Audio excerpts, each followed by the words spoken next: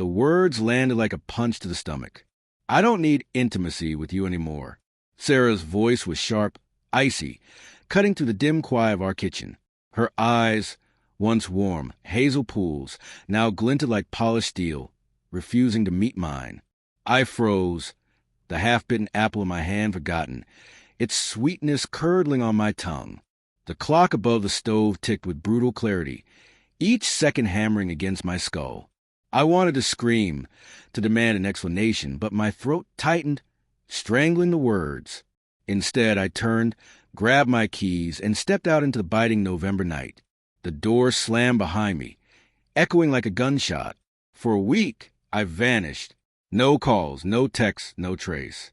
I drove aimlessly through the city's neon veins, sleeping in my car beneath the flickering streetlights.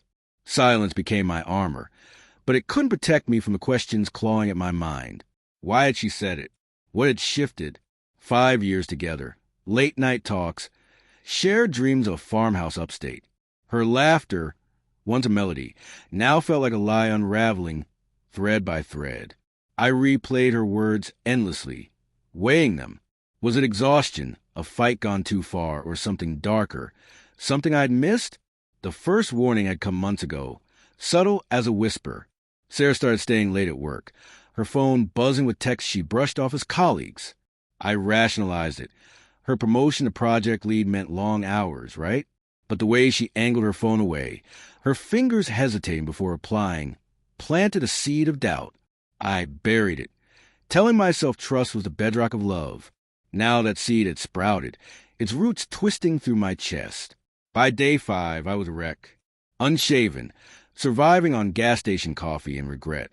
I parked outside our apartment, staring at the third-floor window where her silhouette moved like a ghost. Was she alone? My stomach churned at the thought. I imagined confronting her, her face folding in guilt, or worse, hardening with defiance. My hands trembled on the wheel, tore between storming up the stairs or driving away forever. Love and rage wrestled inside me, neither prevailing, both shredding me. On day 7, I couldn't bear anymore. I needed answers, even if they broke me. I slipped into the apartment at dusk. The air was thick with the scent of her lavender candle, a scent that had once meant home but now felt foreign. The living room was untouched. Her sweater lay across the couch as if she'd just stepped away. But something was off. Her laptop, normally locked in her desk, sat open on the coffee table, its screen casting a faint glow. My pulse accelerated. I shouldn't look. It felt like a violation, a betrayal of trust. But hadn't she already betrayed me? I sat down, fingers hovering over the keyboard. A chat window blinked at me. Messages from someone named Alex. My heart thudded as I scrolled. "Miss you already?" Alex wrote. 2 days ago. Sarah's reply. "Soon, I promise." My vision blurred, the words swimming before my eyes. And then a photo. Her hand, her silver bracelet glinting on a man's arm. I recognized it instantly. I'd given that bracelet to her on our 2nd anniversary.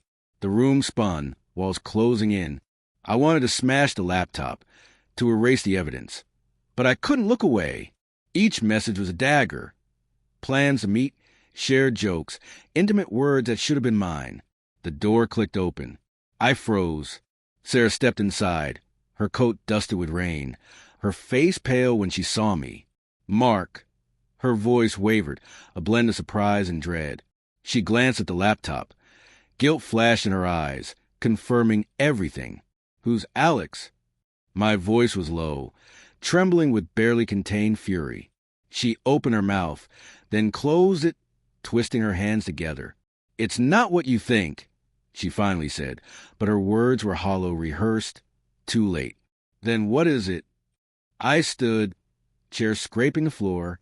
"You don't need me anymore, but you need him." My voice cracked. I hated how small I sounded, how desperate. She flinched, gaze dropping. In that moment, I saw her not as my wife, but as a stranger wearing her skin. "It's complicated," she whispered, stepping closer. "Alex, he's just a friend. Someone from work. We talked, that's all." Her eyes flicked up, pleading, but I saw the lie in her trembling lips, the way she couldn't meet my gaze. A friend. I laughed, bitter and broken. Friends don't send messages like that. Friends don't plan secret meetings. I gestured to the laptop, hands shaking. You've been lying to me for months, haven't you? She said nothing. Her silence roared louder than any confession. Tears welled in her eyes. Part of me wanted to hold her, to pretend this was a nightmare I could wake from. But the truth was a blade already cutting too deep. Why? I whispered. What did I do wrong? You didn't do anything, she said, voice breaking. It's me. Alex made me feel seen again. Her words hit like blows, each one heavier than the last. I wanted to hate her, to scream that she destroyed us, but all I felt was hollow ache, as if my heart had been carved out.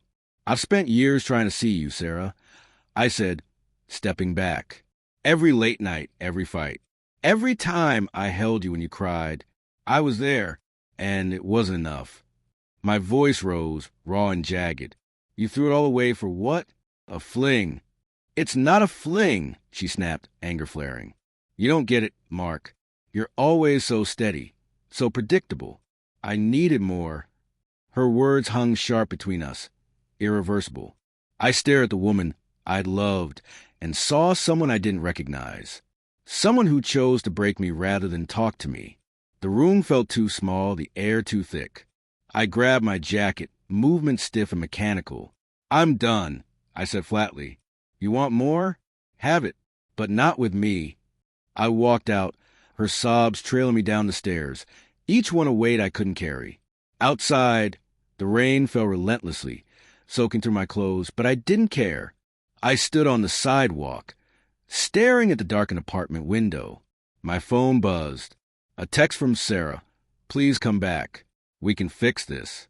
I deleted it, thumb trembling. There was no fixing this. Not for anyone seeing the truth. As I turned away, a memory flashed. Her laugh on our first date, eyes crinkling with promise.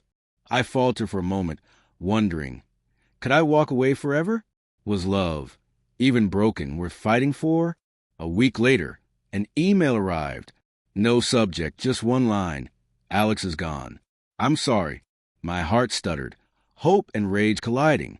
Was it a plea, a trick, or had she finally realized what she'd lost? I stared at the screen, the cursor blinking like a heartbeat, and felt the